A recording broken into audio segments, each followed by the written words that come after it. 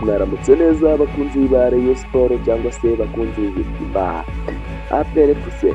Uyu munsi tugiye kugaruka kuri shampiyona yo mu Rwanda, aho tugiye kunyura mu ncamake z'amakuru turi buze kubagezaho mu ikipe ya Rayon Sports cyangwa se mu ikipe ya APR FC n'izindi zose zo mu Rwanda.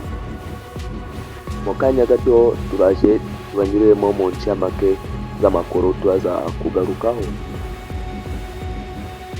Turaza kureba mu ikipe ya Rayon Sports aho yasinyishije abakinnyi bane ku tariki 5 z'ukwezi kwa mbere Mutarama, aho APR FC nayo irimo kwitegura ikipe ya Rayon Sports ku tariki 10 z'ukwezi kwa mbere. Turaza kureba mu ikipe ya Polisi SNK kivugwamo niyihe za ndani irimo kuvugwamo. Turonga duje mu ikipe ya Musanze aho yatsinzwe ibitego 3-0 n'ikipe ya Al Hilal. Turaza kureba mu ikipe ya Gasogi United aho yakubiswe umuyobozi wayo Kenisi akaba arimo kwijujuta kuba sifuzi ngo bamusifuriye nabi. Turaza kureba mu ikipe ya Rayon Sports aho yasinyishije umuzamu Kwizera Olivier, aho yari maze iminsi ivugwamo ikibazo cy'umuzamu, aho yazanye n'umukinnyi wo kuri gatatu n'undi mukinnyi waturutse muri Sudani uzaja akina ku mwanya wa gatandatu. Turaza kureba amakuru ya APR FC. Ese nizihe za ndani zivugwa muri APR FC? APR FC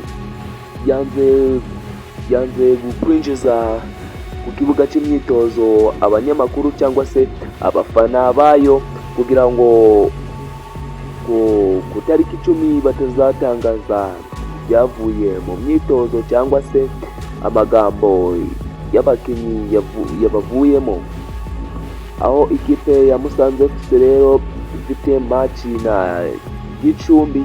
Ese Gicumbi harimo amakuru avugwa gute? Ese Gicumbi ni ukubera iki irimo gutsindwa imikino myinshi cyane?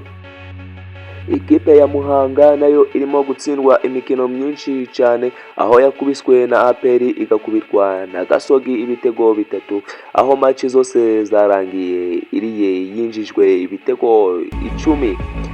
Ese za ndani ziratujana muri Polisi aho Polisi ivugwa ko ni Elijah agiye kwigendera. Inkuru nziza kuri Muhajiri yabonye ikipe muri Kenya, yabonye ikipe ikomeye yo mu cyiciro cya mbere muri Kenya, aho agiye kuza ahembwa $2,000 by'amadolari ku cyumweru. N'andi makuru tutababwiye turaza kuyanyuramo. Ikipe ya APR FC rero abe ariyo duheramo. Za ndani ziravuga kuki muri APR. APR yanze kwinjiza abanyamakuru n'abafana ku kibuga cy'imyitozo hariya Ishorongi kugira ngo bitegure neza imyitozo bazagaragariza mu kibuga bahuye n'ikipe ya Rayon Sports ku tariki 10.